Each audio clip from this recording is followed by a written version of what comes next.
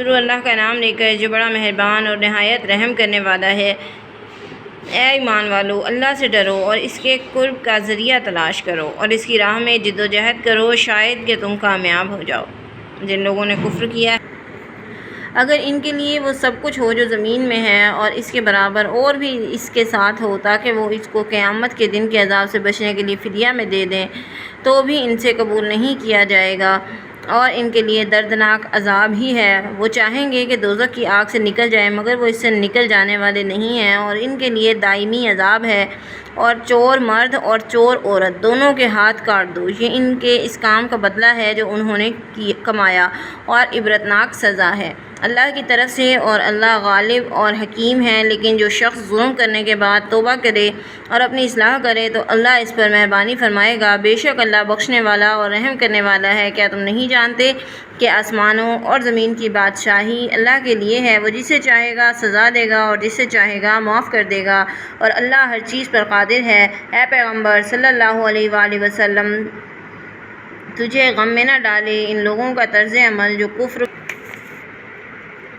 تیزی دکھا رہے ہیں۔ ان لوگوں میں سے جو زبان سے تو کہتے ہیں کہ ہم ایمان لائے، لیکن ان کے دل ایمان نہیں لائے، اور ان لوگوں میں سے جو یہودی بن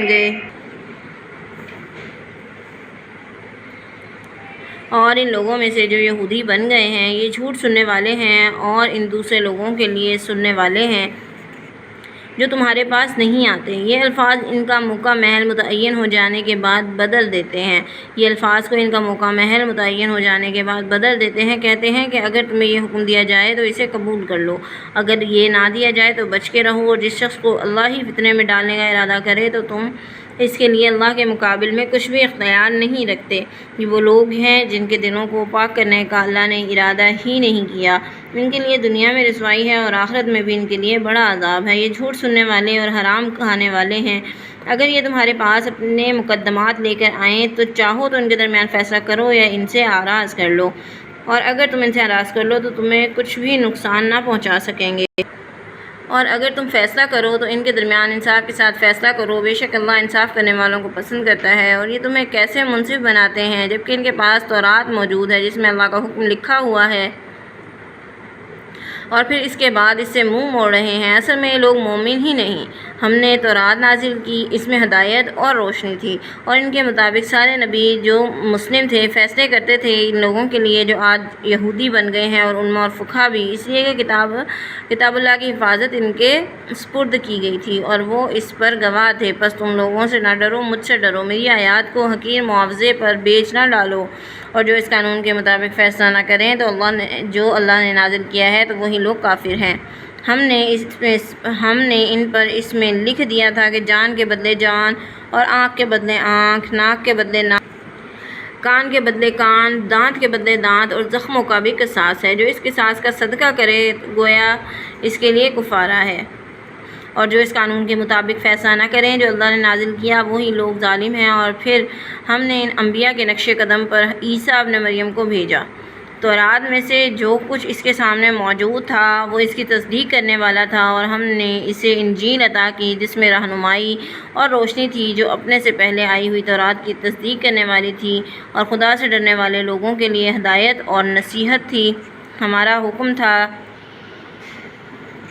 کہ اہل انجیل اس قانون کے مطابق فیصلے کریں جو اللہ نے اس میں نازل کیا ہے، جو اس قانون کے مطابق فیصلہ نہ کریں جو اللہ نے نازل کیا ہے وہی لوگ فاسق ہیں۔ پھر ہم نے اے محمد صلی اللہ علیہ وآلہ وسلم تمہاری طرف یہ کتاب حق کے ساتھ نازل کی، اور کتاب میں جو کچھ اس سے پہلے موجود ہے یہ اس کی تصدیق کرنے والی اور نگران ہے، لہذا تم اس قانون کے مطابق ان لوگوں کے درمیان فیصلے کرو جو اللہ نے نازل کیا ہے، اور جو حق تمہارے پاس آیا ہے اس کو چھوڑ کر ان خواہشات کی پیروی نہ کرو۔ ہم نے تم میں سے ہر ایک کے لیے شریعت اور راہ عمل مقرر کر دی ہے، اور اگر اللہ چاہتا تو تم سب کو ایک ہی امت بنا دیتا، لیکن اس نے یہ اس لیے نہیں کیا تاکہ جو کچھ اس نے تمہیں عطا کیا ہے اس میں تمہاری آزمائش کرے، پھر تم بھلائیوں میں سبقت کرو۔ تم سب کو اللہ کی طرف پلٹ کر جانا ہے، پھر وہ تمہیں اس چیز کے متعلق بتائے گا جس میں تم اختلاف کرتے رہے تھے، اور یہ کہ تم ان کے درمیان اس قانون کے مطابق فیصلہ کرو جو اللہ نے نازل کیا ہے، اور ان کی خواہشات کی پیروی نہ کرو، اور ہوشیار ہو اور ہوشیار رہو کہ کہیں یہ لوگ تمہیں اس چیز کے بعض حصے کے متعلق فتنہ میں نہ ڈال دیں جو اللہ نے تمہاری طرف نازل کی ہے، اور اگر یہ منہ موڑ لیں تو جان لو کہ اللہ ان کو بعض گناہوں کی وجہ سے سزا دینا چاہتا ہے۔ بے شک بہت سے لوگ ہمارے نافرمان ہیں، تو کیا پھر یہ جاہلیت کا فیصلہ چاہتے ہیں، حالانکہ اللہ سے بہتر فیصلہ کرنے والا کون ہے؟ ان لوگوں کے لیے جو یقین رکھتے ہیں، اے ایمان والو، یہود و نصارہ کو اپنا رفیق نہ بناؤ، وہ ایک دوسرے کے رفیق ہیں۔ جو کوئی تم میں سے ان کو رفیق بنائے گا وہ انہی میں سے ہے۔ اللہ ظالم لوگوں کو ہدایت نہیں دیکھتا۔ تم دیکھتے ہو کہ جن لوگوں کے دلوں میں بیماری ہے وہ ان میں دوڑ دھوپ کرتے ہیں، کہتے ہیں کہ ہمیں ڈر ہے کہ ہم کسی پر مصیبت کا چکر نہ آ پڑے۔ کہتے ہیں کہ ہمیں ڈر ہے کہ ہم پر کسی مصیبت کا چکر نہ آ پڑے، تو ہو سکتا ہے کہ اللہ فتح کو یا اپنی طرف سے کسی اور بات کو لے آئے۔ پھر یہ لوگ اس اتفاق پر نادم ہوں گے جو انہوں نے اپنے دلوں میں چھپایا تھا، اور اہل ایمان کہیں گے کہ کیا یہ وہی لوگ ہیں جنہوں نے اللہ کے نام کی پکی قسمیں کھائیں کہ وہ تمہارے ساتھ ہیں، اور ان کے سارے اعمال ضائع ہو گئے اور وہ نامراد ہو کر رہ گئے۔ اے ایمان والو، جو کوئی تم میں سے اپنے دین سے پھر جائے گا تو اللہ کو کوئی پرواہ نہیں، وہ جلد اور ایسے لوگ لے آئے گا جن سے وہ محبت کرے گا اور وہ اس سے محبت کریں گے۔ وہ مومنوں کے لیے نرم اور کافروں پر سخت ہوں گے، اور اللہ کی راہ میں جد و جہد کریں گے اور کسی ملامت کرنے والے کی ملامت سے نہ ڈریں گے۔ یہ اللہ کا فضل ہے، وہ جسے چاہتا ہے عطا کرتا ہے، اور اللہ وسعت والا اور علم والا ہے۔ تمہارے رفیق تو صرف اللہ اور اس کا رسول اور وہ اہل ایمان ہیں جو نماز قائم کرتے ہیں، زکوٰۃ دیتے ہیں اور اللہ کے آگے جھکنے والے ہیں، اور جو اللہ اور اس کے رسول اور اہل ایمان کو رفیق بنا لے، اسے معلوم ہو کہ اللہ کی جماعت ہی غالب رہنے والی ہے۔ لا یحب اللہ، تیسرا اربع، سورۃ المائدہ۔